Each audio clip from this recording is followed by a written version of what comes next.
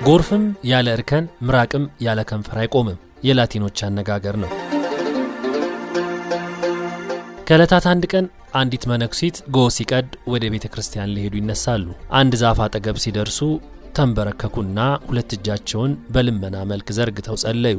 አምላኬ ሆይ ድንገት ከወትሮ ጸሎቴን አሳንሼብህ ይሆናል። የከዋክብት ብዛቱን፣ የውቅያኖስ ስፋቱን፣ የሙሴ በትሩን፣ የገብርኤል ታምሩን፣ የእመቤታችን አማላጅነቷን የምታውቅ የምትሰጥ፣ የነገሩህን የማትረሳ፣ የለመኑህን የማትነሳ፣ ሰማይን ያለ ካስማ ያቆምክ፣ የማያርሱ ወፎችን የዕለት ጎሮሮ የምትዘጋ፣ ምንም የማይሳን አምላክ ሆይ ካንተ ልግስና አንጻር እጅግ ትንሽ ነገር ነው የምለምንህ። እባክህ ዕድሜን ጨምርልኝ። ለካ ይህንን ጸሎታቸውን ሲያደርሱ ሁሌ ቁጥቋጦ ውስጥ ተደብቆ የሚያዳምጣቸው አንድ ተንኮለኛ የቆሎ ተማሪ ኖሯል። በሚቀጥለው ማለዳ ጎህ በቀደደ ሰዓት ያ የቆሎ ተማሪ ቀደም ብሎ ዛፍ ላይ ወጥቶ ይጠብቃቸዋል። እሳቸው እንደ ልማዳቸው ወጥተው ጸሎትና ልመናቸውን አሰሙ። በመጨረሻም ዕድሜን ጨምርልኝ አደራ አሉ። ይሄኔ ያ የቆሎ ተማሪ አንቺ መነኩሲት ምን ያህል ዕድሜ ልጨምርልሽ አለ ድምጹን ጎላ አድርጎ።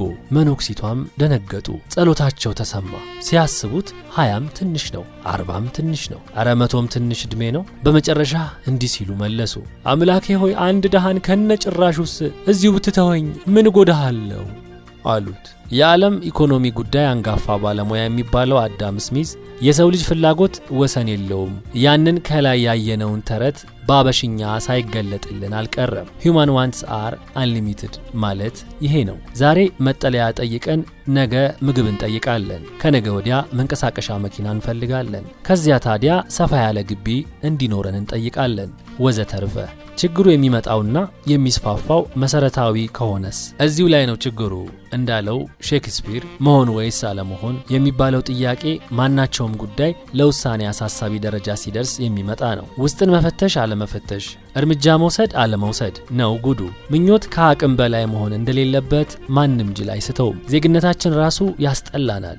የሀገር ፍቅራችን ይሟሽሻል። ሁሉን ነገር አሉታዊ እሳቤ ውስጥ እንከተዋለን። መንገድ ተሰራ ስንባል የሚሄዱበት እነሱ እንላለን። ፎቅ ተሰራ የማን ነውና ዘር ተጋጨ ሰብአዊም ሆነ ቁሳዊ ሴት ያለን አይመስለንም። ይሄ የተስፋ ቆራጭነት ሁኔታ ዴስፔራዶ ስቴት ለሀገርም ለሕዝብ አደገኛ ነው፣ አይበጅም። የኢኮኖሚ ችግር፣ የፖለቲካ ድንግዝግዝነት፣ ኦብስኩራኒዝም ብሎም ዘረኝነትና ጽንፋዊ ጥላቻን ሲፈጠር የመጣው ይምጣ አስተሳሰብ ይከሰታል። ማህበራዊ ቀውስ፣ ስርዓት አልበኝነት፣ ዘራፊነት፣ እኔ ምን አገባኝነት ወዘተ ይነግሳሉ። አጠቃላይ ድቀት ይከተላል። ማንም ስለማንም መጨነቁን ይተዋል። ከዚህ ይሰውረን። ዛሬ በሀገራችን የአሳሳች መረጃዎችና ሰነዶች መብዛት ከአቅም በላይ ደረሰ ይመስላል። የወንጀለኛ መቅጫ ሕጉ አለ።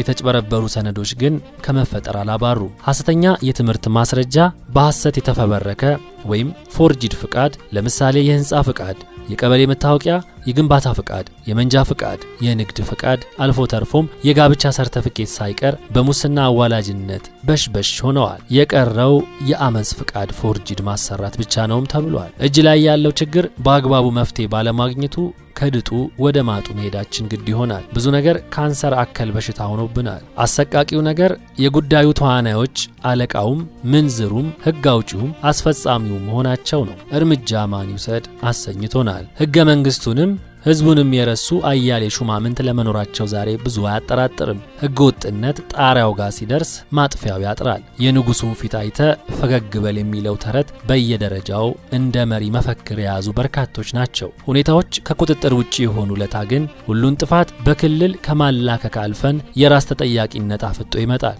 ባሪያ ላግዝሽ ሲሏት መጇን ትደብቃለች የሚለው ተረትም በመንግስትና በባለሙያ መካከል ይታያል። እያደር እሁን የሆነና የሚሆን ግጭት ፍጭት ወደ ዘረኝነት አቅጣጫ ለመሄድ እርሾው የሚታይና አብሲቱ የተጣለ የሚመስልበት ሁኔታ ብዙ የፖለቲካ ጨዋታ ሲሟጠጥ እንደሚሆነው ሁሉ ወደ ጡንቻ የሚሄድ የደም መፋሰስ ትርኢት ማየት ስለ ብዙ ሰላም ለምታወራ ሀገር የሚያምር ቁም ነገር አይደለም። ያለ መረጋጋት አስረጅ ይሆናልና ከወዲሁ መገደብና ሰብአዊ መፍትሄ መሻት አስፈላጊ ነው። ቁጣን በቁጣ መመለስ አባዜው ብዙ ነው። የተኙት ብዙዎች፣ የተናደዱትና የነቁት ጥቂቶች ሲሆኑ የበሰለ አመራር በስሜታዊነት ይዋጣል። ቁጣ ቦታ የሚያገኘው ይህኔ ነው። መጠንቀቅ ይገባል። ወደ ሰፊ መንግስት አን ኤ ፎር አን ኤ ወይም ዓይንን ያወጣ ዓይኑ ይውጣ ከሚል ጥንታዊ ሕግ የተላቀቀ ሊሆን ይገባዋል። የሰለጠነ ሕግ አለውና ሕግ እንዳለ ከረሳን ግን የአልዛይመር ምርመራ ማድረግ ነው። አሁንም የውስጥ ምርመራ ያስፈልገናል። ከአንገት በላይ ምርመራ ብቻ በቂ አይሆንምና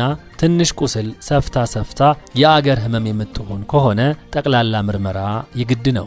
ክፍሎቻችን ሁሉ በቅጡ ይመርመሩ። የሚጠራቀሙ ጥቃቅን ብሶቶች ልክ ጠብ እንደሚሉ የውሃ ጠብታዎች ናቸው። ሲጠራቀሙና አቅም ሲያገኙ ጎርፍ ይሆናሉ ይላሉ የጥንቱ የቻይናው ማኦ ዘዶንግ። ትግላቸውን ነፍሱን የማይወረውና ጫማ ልክ አልሆን ሲል እግር የመቁረጥ ፖለቲካም አይሰራም ይላሉ።